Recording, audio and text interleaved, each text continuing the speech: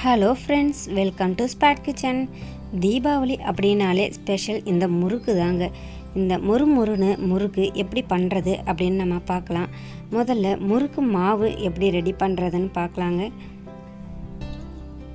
பச்சரிசியை நல்லா கழுவி வெயிலில் காய வச்சு எடுத்து வச்சுக்கோங்க. நம்ம சேனலை ஃபஸ்ட் டைம் பார்க்குறவங்களா இருந்தீங்கன்னா மறக்காமல் சப்ஸ்கிரைப் பண்ணிவிடுங்க. நான் இன்றைக்கி 4 படி பச்சரிசி எடுத்துக்கிறேங்க. நீங்கள் எதில் அளந்து எடுத்துக்கிறீங்களோ அதே அளவில் பருப்பையும் அளந்து எடுத்துக்கணுங்க.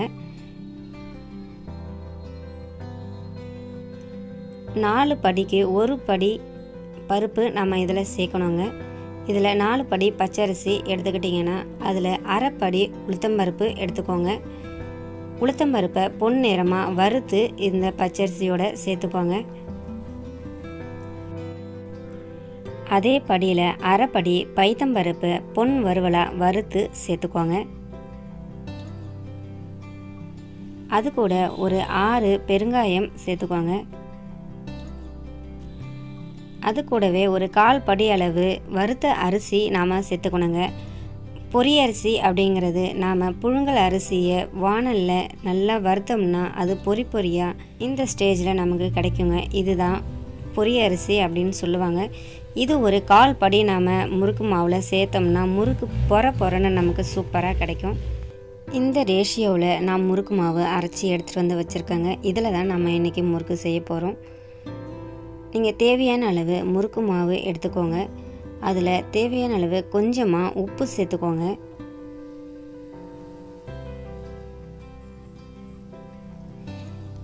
இது கூடவே வெள்ளை எள் அல்லது கருப்பு எள் ஒரு கைப்பிடி அளவு சேர்த்துக்கோங்க. இது கூட வாசனைக்கு ஓமம் நம்ம சேர்த்தோம்னா முறுக்கு சூப்பராக வாசனையாக இருக்குங்க. அதனால் 1 ஸ்பூன் அளவு ஓமம் இதோட சேர்த்துக்கோங்க.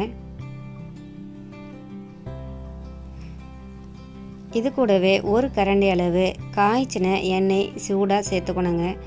மாவு நமக்கு சாஃப்டாக கிடைக்கிறதுக்கு இதில் நம்ம எண்ணெய் சேர்க்கணும்.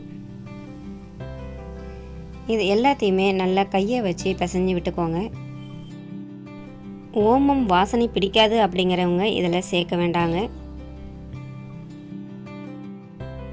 இதை நல்லா கிளறி விட்டதுக்கப்புறம் இதில் கொஞ்சம் கொஞ்சமாக தண்ணி சேர்த்து இதை நல்லா கெட்டியான பதத்துக்கு பிசைஞ்சு எடுத்துக்கோங்க.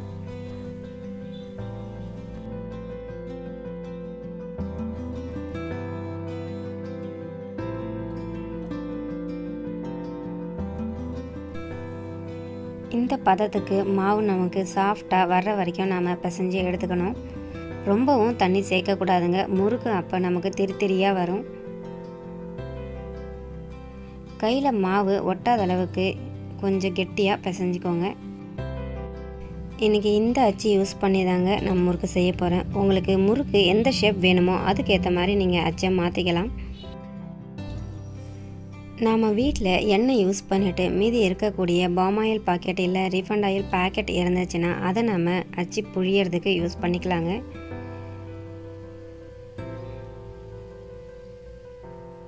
இந்த மாதிரி பேக்கெட்டில் நீங்கள் புழிஞ்சி எடுத்து வச்சுக்கோங்க.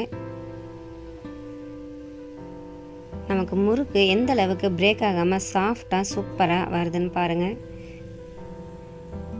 இந்த மாதிரி வீட்டில் இருக்கக்கூடிய பாக்கெட்டில் நான் புழிஞ்சி எடுத்து வச்சுக்கிறேன்.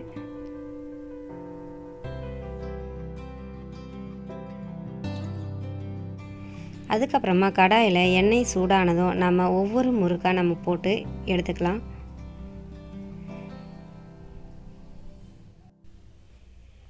முறுக்கு வெந்து வந்ததும் எடுத்துட்டிங்கன்னா நமக்கு சூப்பரான மொறுன்னு முறுக்கு நமக்கு ரெடி ஆகிடுங்க.